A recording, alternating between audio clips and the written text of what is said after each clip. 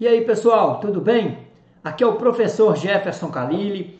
Antes de começarmos a nossa aula, eu quero pedir a vocês para se inscreverem no nosso canal do YouTube, ativem o sininho da notificação, curta o nosso vídeo, né? Dê o like aí.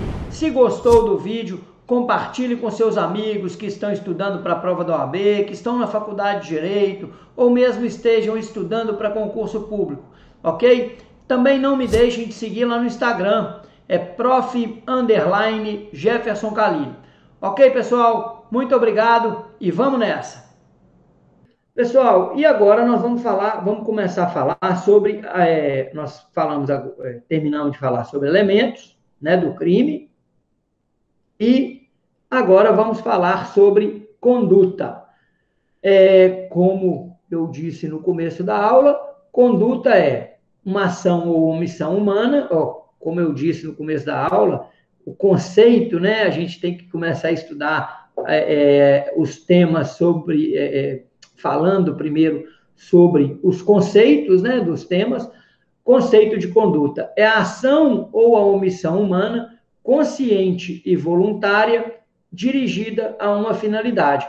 Então, gente, a conduta é uma ação ou omissão do ser humano e ela tem que ser consciente e voluntária e vai ser dirigida a uma finalidade. Pessoal, o ser humano é um ser dotado de capacidades psíquicas, capacidade, nós somos dotados de razão, de vontade. Essa simples vontade, o simples pensamento não caracteriza conduta. Então, aqui eu coloquei, os seres humanos são entes dotados de razão e de vontade. A mente processa uma série de captações sensoriais transformadas em desejos. Esses desejos, eles não são condutas. Ele só vai virar conduta a partir do momento da exteriorização do seu desejo. Você só vai... a conduta, ela só vai existir quando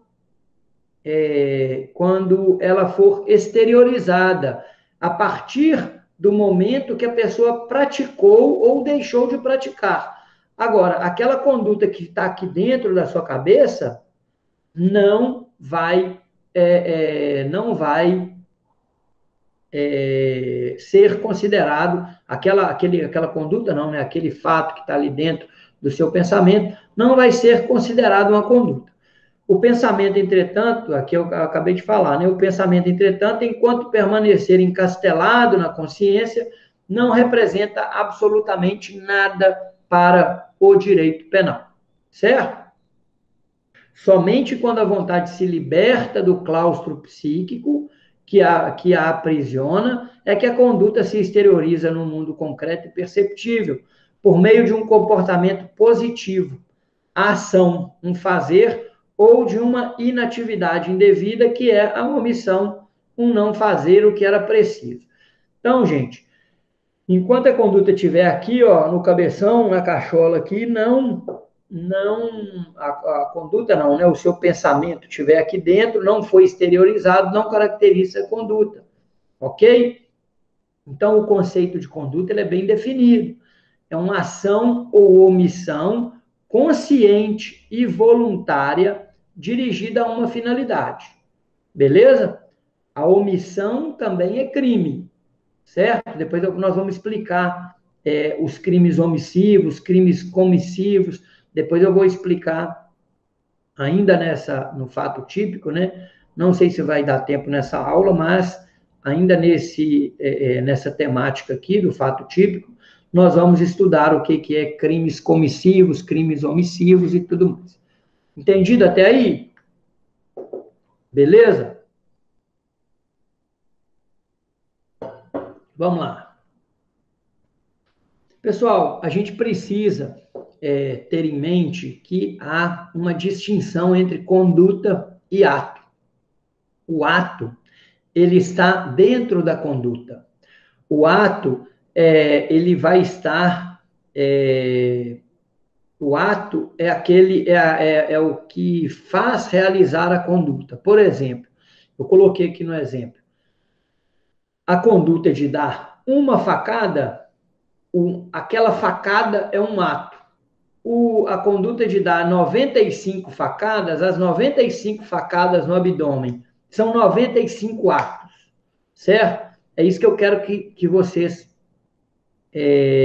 entendam a diferença entre conduta e ato, que lá quando vocês forem estudar crimes em espécie, mais para frente, não agora nesse período, mas mais para frente, vocês vão ter que entender o ato que a pessoa praticou, a conduta, a diferença para caracterizar crime, para você saber diferenciar a qualificadora, certo?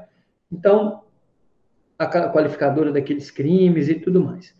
Então, a conduta é a realização material da vontade humana mediante a prática de um ou mais atos. Por exemplo, o agente deseja matar a vítima. A sua conduta pode ser composta de um único ato, um disparo fatal contra a cabeça, beleza? Ou pode ser de uma pluralidade de atos, 95 facadas na região abdominal. Então, a conduta, ela pode ter um ato só ou vários atos, beleza? Já o ato é apenas uma parte da conduta, quando essa se apresenta sob a forma de ação. De acordo com o número de atos que a compõem, a conduta pode ser plurissubsistente ou unissubsistente. Então, a conduta, ela pode ter vários atos, plurissubsistente, ou um ato, praticada só por um ato, unissubsistente. Beleza? Tem alguém que fez pergunta aí, gente? Deixa eu ver.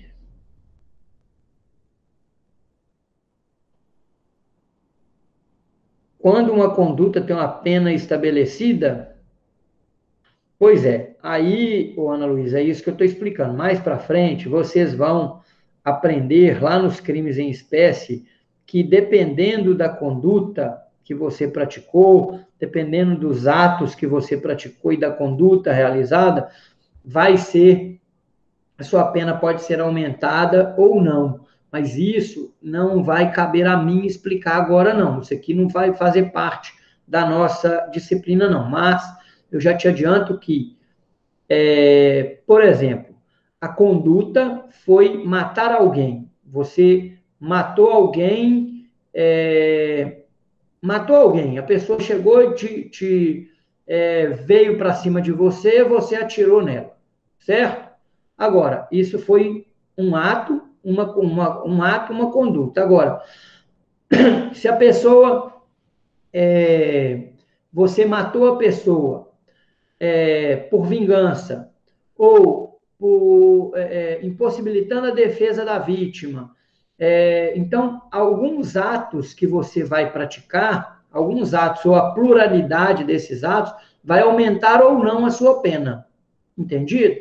Vai aumentar ou não a pena que o juiz vai impor. Mas isso não é matéria nossa. Isso depois, por isso que eu estou explicando aqui o que é conduta, o que é ato e tal, para mais para frente, na hora que vocês forem estudar os crimes em espécie, aí vocês vão entender o que é cada coisa, a diferença disso, certo? Mas já deu para te adiantar aí alguma coisa, você entendeu? Entendeu aí? Qualquer coisa, abre o microfone aí, tá, gente? Beleza, então tá bom, vamos lá. Distinção entre conduta e ato. Beleza? Pessoal, como eu falei no comecinho dessa aula, existem várias teorias de vários temas do direito e da conduta existem várias teorias. Para quem quiser saber mais, lá no livro do Capês, que eu indiquei a vocês aí, nesse capítulo, tem um capítulo lá que chama Fato Típico e tem um subtítulo lá que fala sobre a conduta, vai ter as diversas teorias de conduta. Mas nós, aqui na graduação, nós vamos seguir a teoria constitucional do direito penal, que é a teoria adotada pela doutrina e pela jurisprudência, beleza? Depois, quem quiser fazer concurso, depois de formado, quem quiser fazer concurso, quem for fazer uma pós-graduação, quem for aprofundar mais, estudem essas outras teorias para que vocês possam aprender. Ou mesmo quem quiser ler para aprender, está lá no livro do Capês, lá no capítulo sobre conduta. Esses slides, inclusive, eu preparei do livro do Capês, tem muita coisa aqui que tem lá no livro, e lá no final dos slides tem lá as minhas referências bibliográficas. Eu uso muito o Capês e o Aurí Lopes Júnior, que são dois doutrinadores fantásticos. Eu oriento vocês que estão no começo da caminhada, ler o Capês, e mais para frente, quando vocês já tiverem um pouco mais de entendimento, leiam o Aurí Lopes Júnior, porque lá é mais detalhado, é uma leitura mais complexa. Beleza? Então, pessoal, nós vamos falar sobre a teoria constitucional do direito penal que rege a conduta. E, analisando essa teoria, vamos analisar os elementos do fato típico, certo? Os elementos, na verdade, é o seguinte, a teoria constitucional do direito penal é do fato típico, né, que adota essa teoria. Então, vamos passar a analisar esses elementos, né, do fato típico. A conduta, que eu acabei de falar, né, acabei de explicar aqui o que é, mais o resultado naturalístico, que é isso aqui, ó, resultado naturalístico, eu acabei de falar aqui, cadê? Resultado, aí vocês vão ouvir esses termos, resultado naturalístico e tal, mais nexo causal, mais tipicidade. Então, gente, de acordo com essa teoria aqui, nós vamos começar pela conduta. Esses são os elementos do fato típico. Para que o fato seja típico, tem que ter conduta, resultado, mais nos crimes materiais, o nexo causal também nos crimes materiais, mais a tipicidade.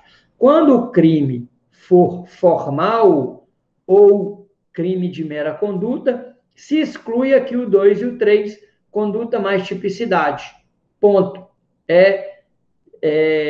Fato típico, beleza?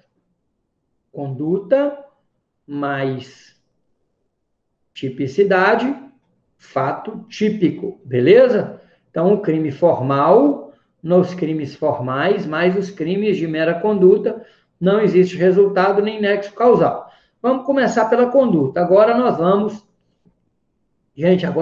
analisar a conduta de maneira bem detalhada e bem... nós vamos esmiuçar mesmo a conduta para vocês aqui, beleza? Então, os elementos da conduta. Eu falei mais aqui, ó, para frente, mais para trás, da conduta. Cadê? Falei do conceito, né? Ação ou omissão, consciente ou voluntária, dirigida a uma finalidade, certo? Agora nós vamos falar sobre esses elementos, que são 4. Vontade. Primeiro elemento da conduta, você tem que ter vontade de praticar um ato. Tem que ter uma finalidade com aquela conduta. Você não pode simplesmente, sem finalidade alguma. Não. Você tem que ter uma finalidade. Beleza?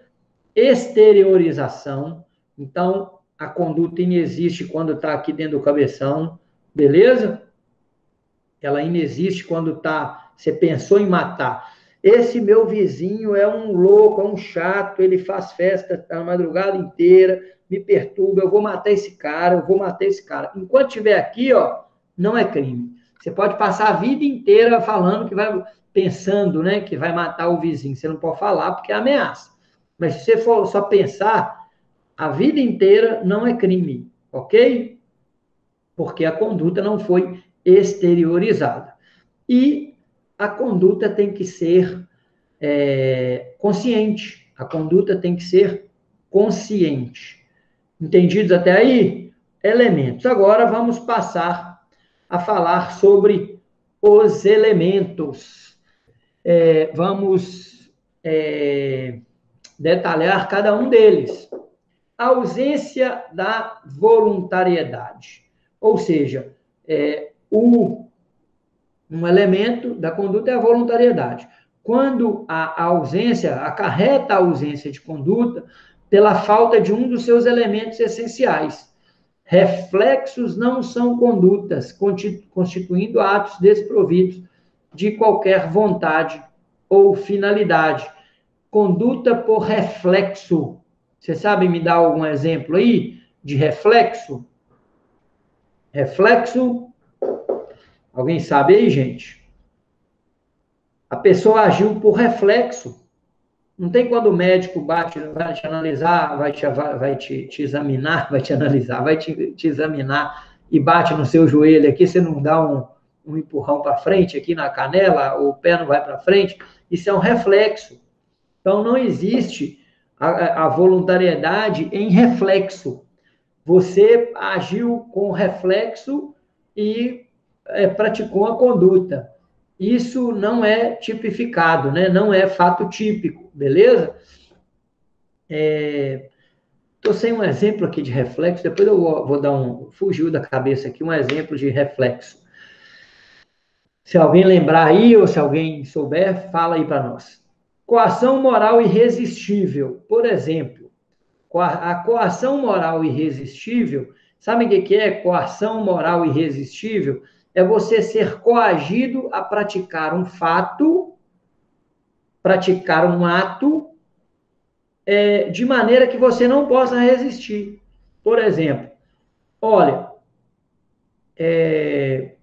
pai, eu estou com seu filho aqui agora, o cara pegou meu filho e falou assim, está dentro do meu carro, pegou meu filho, colocou uma arma na cabeça dele e falou assim, olha, você vai entrar lá naquela agência bancária e vai assaltar, vai chegar lá, anunciar um assalto, pegar o dinheiro e trazer aqui para mim, porque senão eu vou matar seu filho. Isso é uma coação irresistível, certo?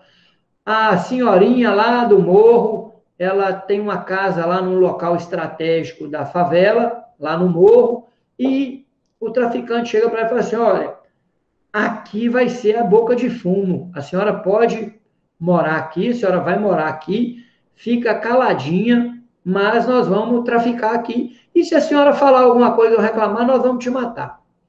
Coação moral irresistível, certo? Que a pessoa, qual a opção que ela tem? Nenhuma. Ela não tem opção. Ela tem que praticar aquele ato que a pessoa fez.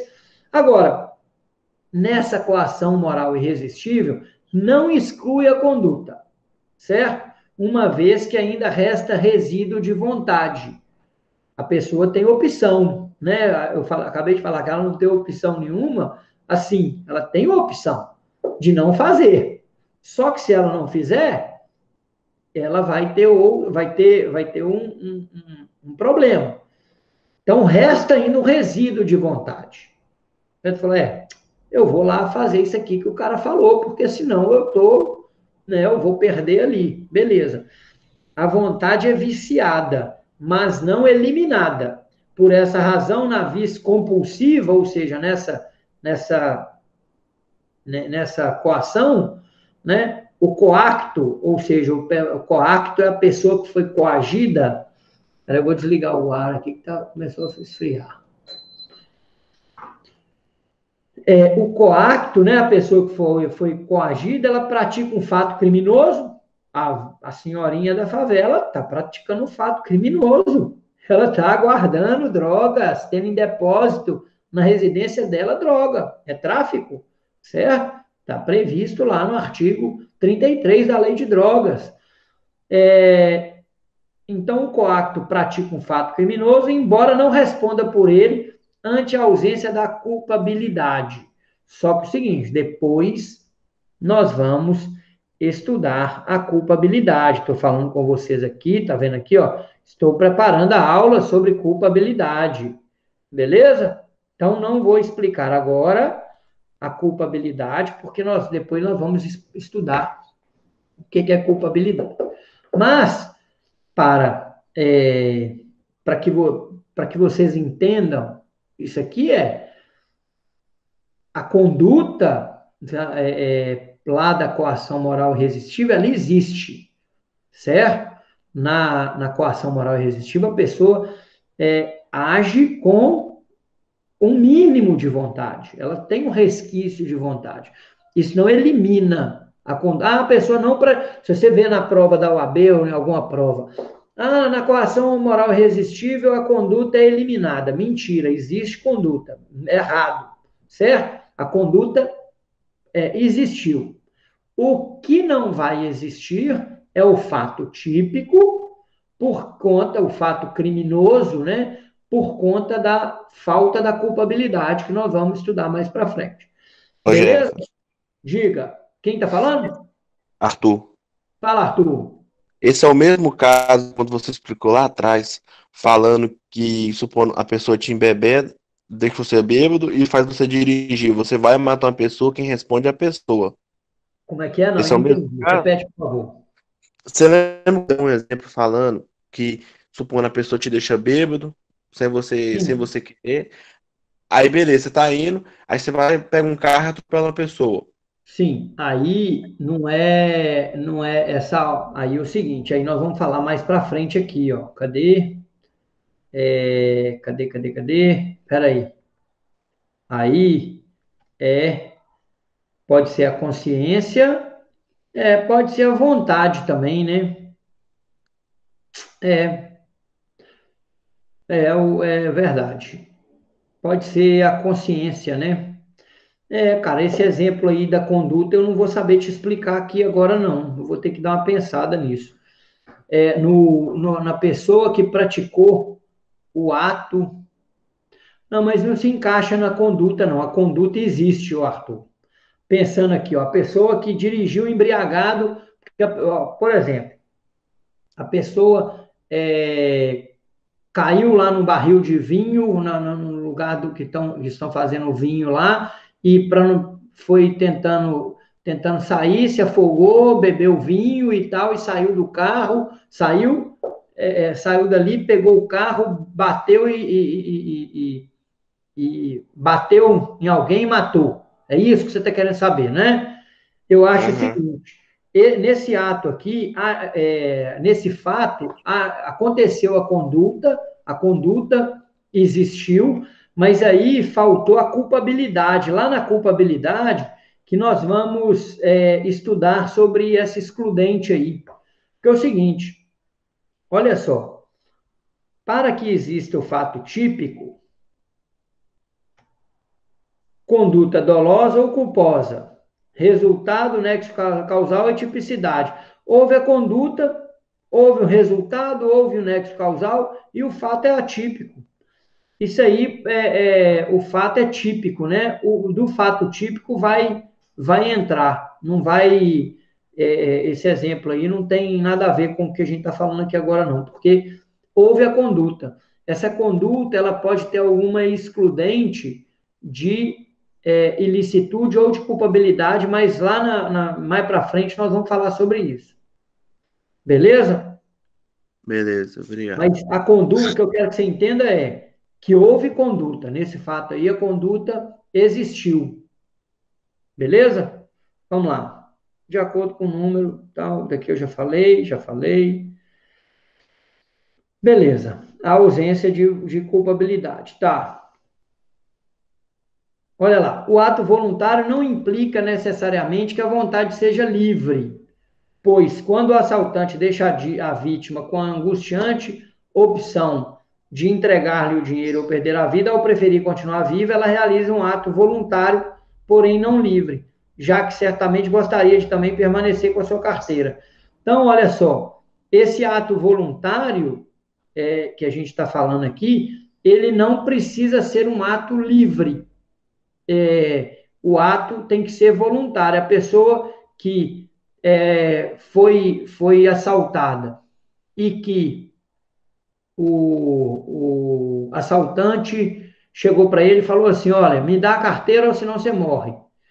Você dá a carteira, mas, muito embora você dê a carteira, você não queria perder a carteira, você queria ficar com a carteira. Então, esse ato, esse ato foi voluntário.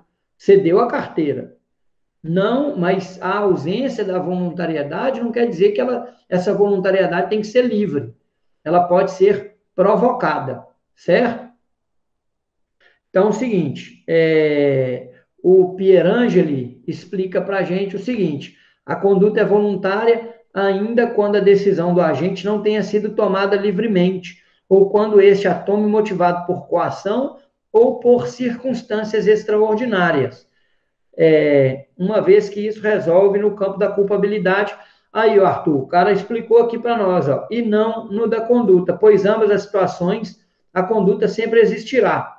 Conduta não significa conduta livre. Aqui, ó, no caso lá do cara que caiu no barril lá e tal, e se embebedou e pegou o carro, olha lá,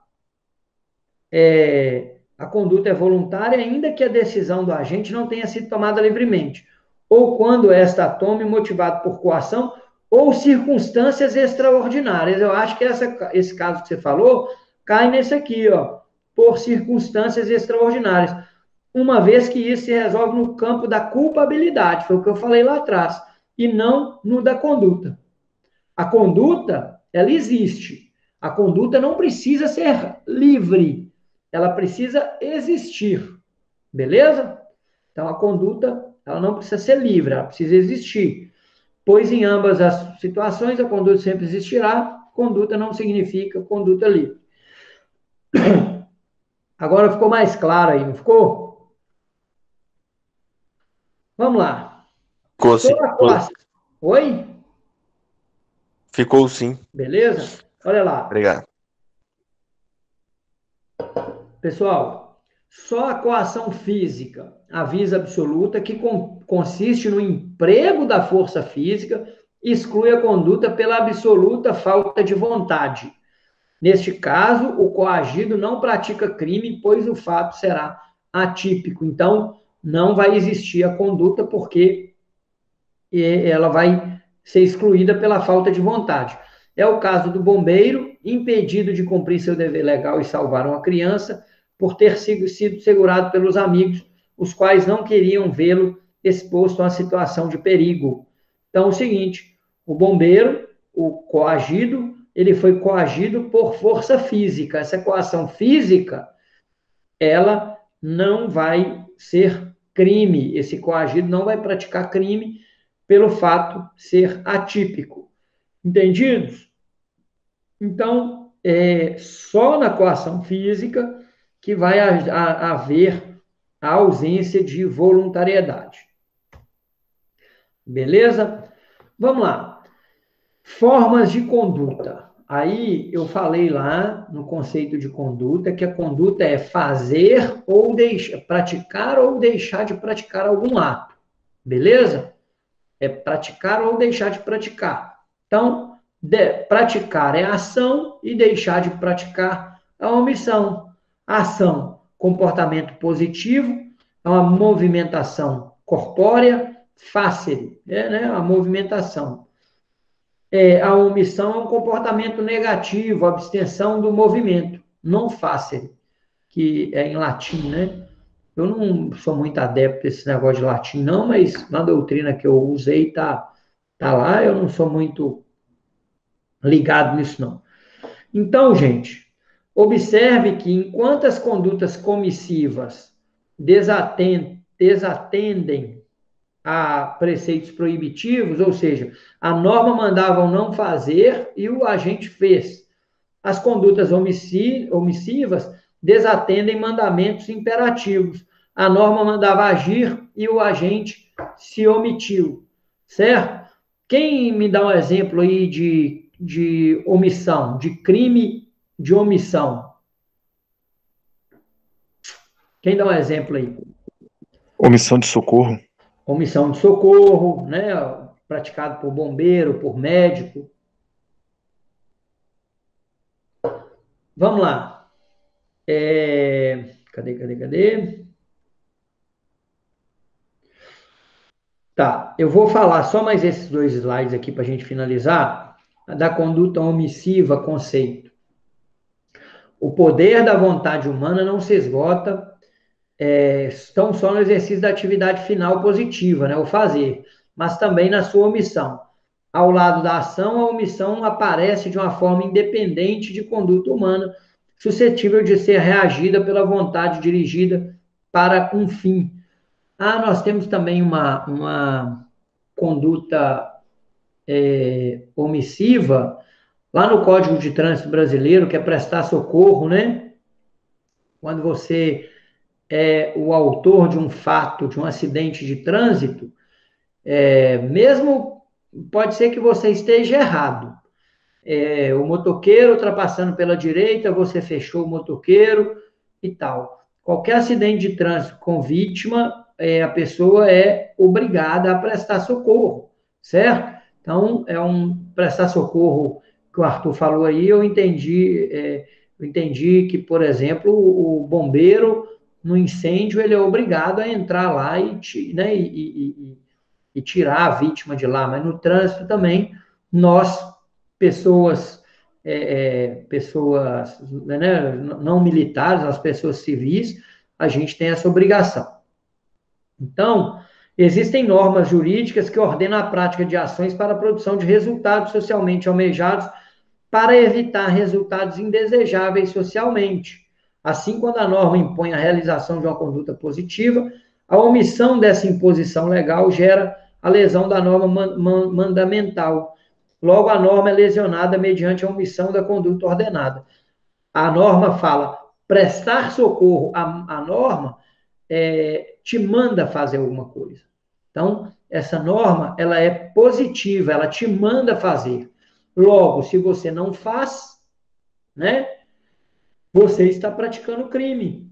Um outro exemplo de uma conduta omissiva é aquela do dever de guarda dos pais. Se eu, pai, ou se a mãe, ela tem o dever de guarda do menor, a mãe sabe que viu ou sabe que o padrasto está tendo relações sexuais, está abusando sexualmente da filha. Ela tem a obrigação, o dever de guarda, de denunciar esse crime, sob pena, inclusive, de ser coautora desse crime. Mais para frente nós vamos falar isso, dos crimes omissivos. Mas só para vocês terem uma ideia, certo? Então, a lei manda você fazer alguma coisa, ela determina você a fazer alguma coisa, ela não impede. Por exemplo, o artigo 121, matar alguém, ela não está te mandando, ela está te falando, se você matar, você vai ter pena, você não, são normas proibitivas. Essas normas de conduta que geram a conduta omissiva, elas são normas positivas, ela manda você fazer alguma coisa. E se você não faz, você está praticando crime. Ficou claro aí? Ação e omissão são subclasses independentes dentro da conduta, suscetíveis de serem regidas pela vontade final. Contudo, a omissão está necessariamente ligada a uma ação, porque não existe uma omissão em si, não existe uma omissão em si mesma, mas apenas a omissão de uma ação determinada. Aquilo que eu falei, a lei mandou você fazer alguma coisa que você não fez. É importante notar que, para a elaboração de tipos omissivos, utiliza-se técnica legislativa diferente, pois, enquanto nos tipos ativos escrevem a conduta proibida, não matar, os omissivos descrevem a conduta devida, socorrer, ajudar, né? Com que ficam proibidos aquelas que dela diferem, ou seja, a técnica legislativa é a técnica do legislador, né? Do deputado, do senador, ele escrever essa norma, né? Ele vai tipificar, vai escrever essa norma, então são técnicas diferentes. Enquanto nos tipos ativos, né? Eles vão descrever uma conduta proibitiva, que é não matar, não roubar, né? Lá nos crimes omissivos, ele vai escrever a conduta devida, a conduta que você vai praticar, né? Socorrer, ajudar e tal. Pessoal, entendidos até aí? Na próxima aula vamos falar sobre crimes omissivos próprios. Já vamos entrar nos crimes omissivos próprios. Espero que tenham gostado. Se tiver dúvida, pode o microfone aí, me perguntem, que nós vamos respondê-las. Deixa eu parar a apresentação aqui.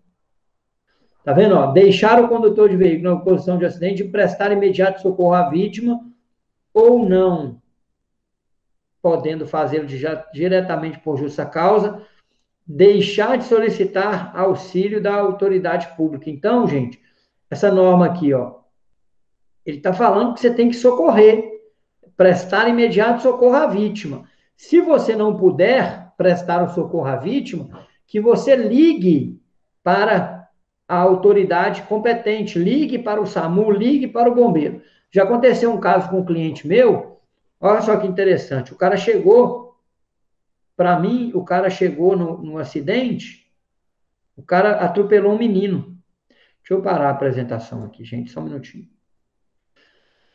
O camarada atropelou uma criança na rua cheia, ele não viu, passou o carro em cima do menino, e na hora que ele parou, o povo começou ele parou o carro, o povo começou a dar soco no carro, a chutar o carro dele, ele pegou e saiu correndo, e me ligou. Eu falei, cara, liga para a polícia agora, você liga para o bombeiro e fala, olha, você liga para lá, porque a gravação geralmente é gravada, liga para o bombeiro e fala, olha, eu acabei de atropelar um menino, eu saí do local do acidente porque eles queriam me linchar e estou ligando, solicitando socorro, mas eu acabei de atropelar uma criança. Pronto. Ele ligou e depois eu ainda falei com ele, depois disso, liga para a polícia, fala onde você está, fala, né, o endereço da sua casa e tal, explica para a polícia para não te dar problema. Por quê? No final não aconteceu nada, o menino arranhou, ele passou o carro, ele não viu o menino muito pequeno, saiu correndo, tinha tipo uma festa na rua, o menino saiu correndo, ele passou o carro, o menino passou embaixo do carro, assim, ó, ele não aconteceu nada com o menino. No final não aconteceu nada, a polícia foi lá e falou, não, rapaz, você deu sorte que não aconteceu nada, o menino só arranhou, levamos ele para o hospital, mas não deu nada.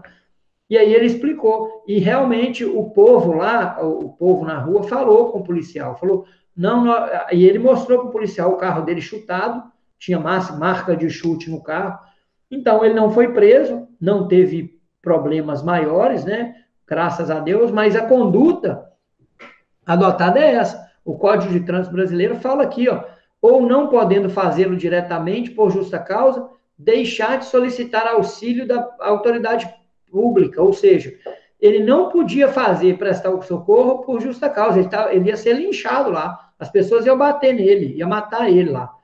Então, a justa causa.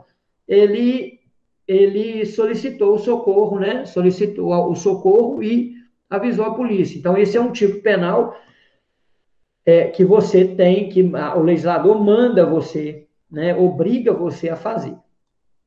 Pessoal, entendidos até aí, então? Beleza? Ficaram com dúvida? Alguma dúvida aí? O exemplo de reflexo. Vamos ver se aqui fala alguma coisa sobre os atos reflexos. Ah, cara, não estou achando nenhum exemplo aqui de ato reflexo. Pensar algum aqui. No trânsito, por exemplo, seria um ato reflexo? Você tem um ato reflexo e vira o volante para desviar. Não seria isso. Não sei. Tem que dar uma pesquisada aqui. Professor. Oi. Poderia ser, não, por exemplo, o senhor estivesse no corredor, explicando a matéria com o aluno, sem querer vai mostrar com o braço, acerta a boca de um aluno, aí sangra, não? Sim, isso é um ato reflexo. Poderia ser um ato reflexo. Causando a lesão. Na verdade, é um ato reflexo. Espera aí. Deixa eu ver aqui. No trânsito pode acontecer, ué. Oi? Você está dirigindo, de repente aparece uma pessoa na sua frente, você vai desviar e invade uma loja, uma casa. Um reflexo. Pode ser um ato reflexo. Não, mas o ato reflexo. Oi, tem alguém falando aí? Sou eu, David. Diga, David. Você tem um exemplo aí, David? Talvez, não sei se vai se enquadrar, mas talvez um camarada que está numa cozinha com uma faca na mão, e aí ele vai introduzir uma tomada, e aí toma um choque, e aí por reflexo, ele acaba fazendo um movimento e acertando uma outra pessoa que esteja do lado. Esse ato aí é um ato inconsciente de reflexo, eu acho, que a pessoa tomou um choque e jogou a faca. Isso aí poderia se encaixar como ato reflexo. Agora, do trânsito, não. Porque é o seguinte, no trânsito, o seguinte, o que vai acontecer no trânsito? Existe uma regra no trânsito que chama a direção defensiva. Você deveria prever aquilo? Você estava correndo? Você estava fora? Então, o João Carlos, né, que perguntou, o trânsito, eu acho difícil a gente achar algum ato reflexo no trânsito, porque, por conta dessa teoria da direção defensiva, que você tem que prever, que você é obrigado a prever certas situações e agir com prudência, né, e sem negligência. Então, e com perícia, inclusive, né? Então, o trânsito é complicado, porque é o seguinte, você tem que ter perícia, a prudência e não ser negligente. Se você tiver com alguma dessas três, a modalidade é culposa. Esse exemplo do David é um exemplo, assim, até, né, razoável. Aqui, ó, vamos lá. Exemplo, José dá um susto em Ricardo, que acaba mexendo os braços repentinamente e acerta uma cotovelada em Paula. Neste caso, Ricardo não responde por crime de lesão corporal, pois não teve dolo ou culpa. Tá vendo? Um reflexo, é um susto. Esse aí que o David falou é um susto, é um ato reflexo, porque a pessoa teve tomou um susto e jogou a faca.